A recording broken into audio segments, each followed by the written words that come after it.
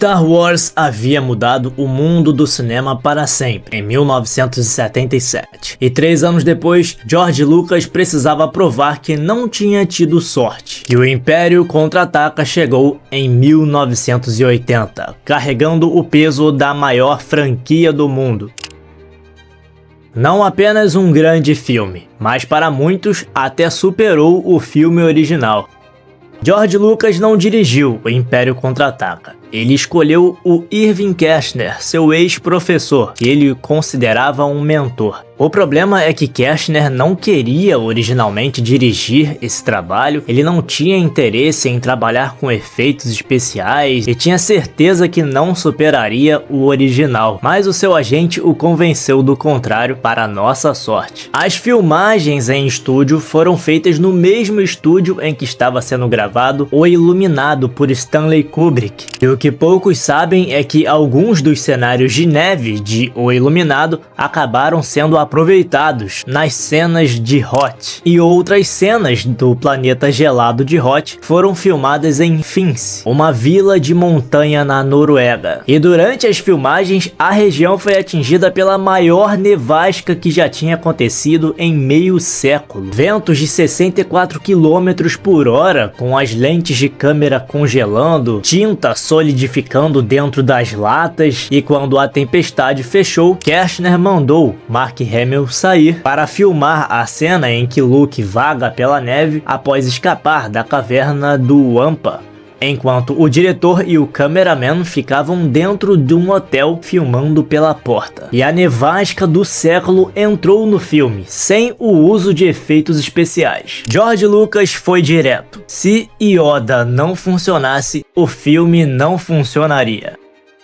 Frank Oz, um homem por trás de Kermit e Miss Piggy, deu vida ao pequenino Jedi, e Lucas descreveu Yoda como se fosse um filho legítimo dos dois. A criação foi um desafio e tanto. Nunca antes um personagem principal havia sido interpretado por um fantoche realista, e os problemas técnicos eram constantes. Mark Hamill não conseguia ouvir a voz de Yoda, cobras no set de Dagobah o morderam, e ele ainda bateu a cabeça 16 vezes na porta da cabana.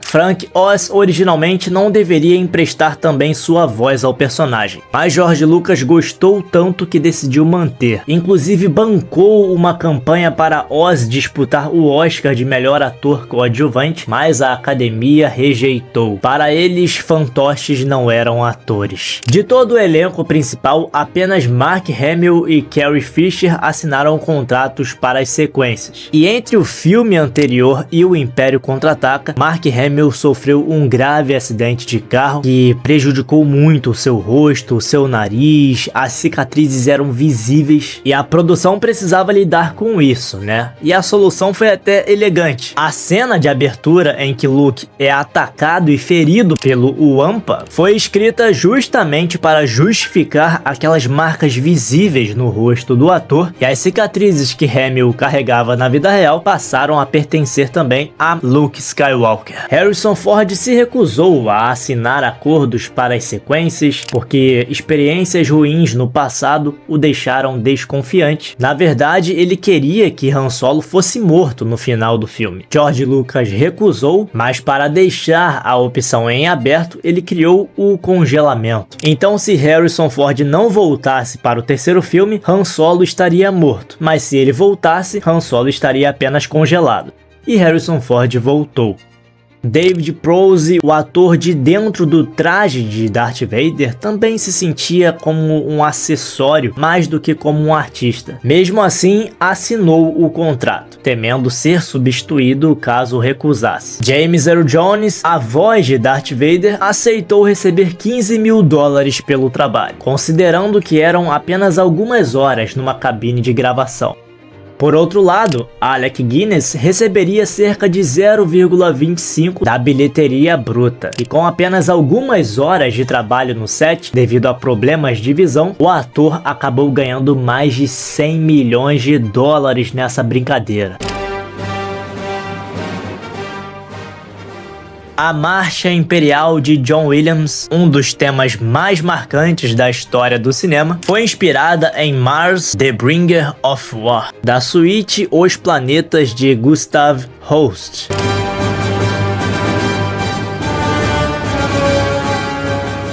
Sobre os sotaques do filme, Irving Kershner tomou uma decisão. Todos os rebeldes falariam com sotaque americano e todos os imperiais com um sotaque britânico. A ideia era criar uma analogia direta com a Revolução Americana, e muitos dos atores na cena de Hoth eram britânicos na vida real. As enormes máquinas de guerra imperiais foram criadas em stop motion pelo animador Phil Tippett, que se baseou nas máquinas alienígenas de A Guerra dos Mundos e também estudou os movimentos de elefantes para tornar tudo o mais realista possível.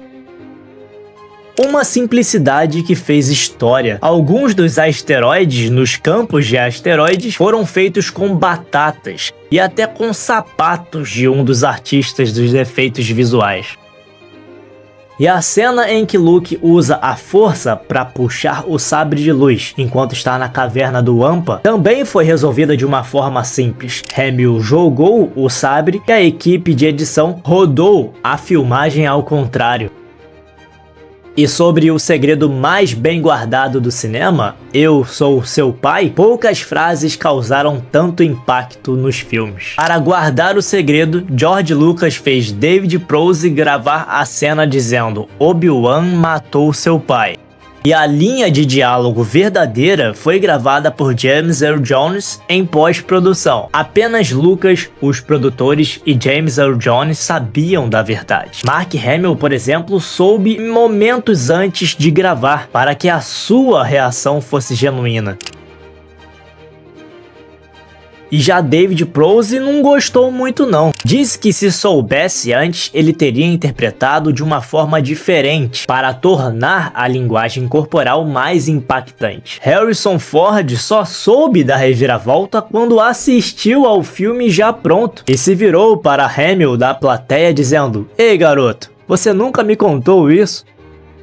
A frase, inclusive, nunca foi Luke, eu sou seu pai. Não há nenhuma menção a Luke na cena, embora, obviamente, se tratasse dele. Mas é um erro que as pessoas costumam replicar pela internet. E o final do filme com Luke e Leia olhando para a galáxia foi filmado 4 meses depois da filmagem principal. A equipe queria deixar o público com uma sensação de esperança antes dos créditos do filme subirem na tela.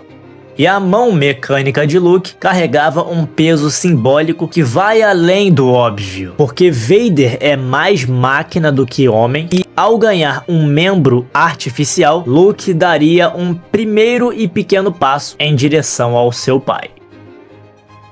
Lançado em maio de 1980, O Império Contra-Ataca foi o filme mais rentável daquele ano, faturando cerca de mais de 400 milhões de dólares por todo o mundo. Ajustando pela inflação, hoje isso equivaleria a quase 2 bilhões de dólares. E na época, pasmem, as críticas foram mistas. O público estranhou o tom mais sombrio, a falta de uma resolução, mas com o tempo essa visão mudou completamente. E hoje, para muitos, O Império Contra-Ataca é considerado o melhor filme Star Wars e um dos melhores filmes já feitos na história. Foi um dos filmes responsáveis por transformar Star Wars em praticamente uma religião, não apenas uma franquia. E obviamente que eu vou querer saber a sua opinião sobre esse filmaço. Hoje é dia 4 de maio, o dia oficial de Star Wars. Que a força esteja com você. E diga pra mim nos comentários quem te apresentou Star Wars. Qual foi o seu primeiro contato com Star Wars? Como foi o seu primeiro contato com essa franquia? Qual foi o primeiro filme que você viu de Star Wars? E diga pra você qual é o melhor filme de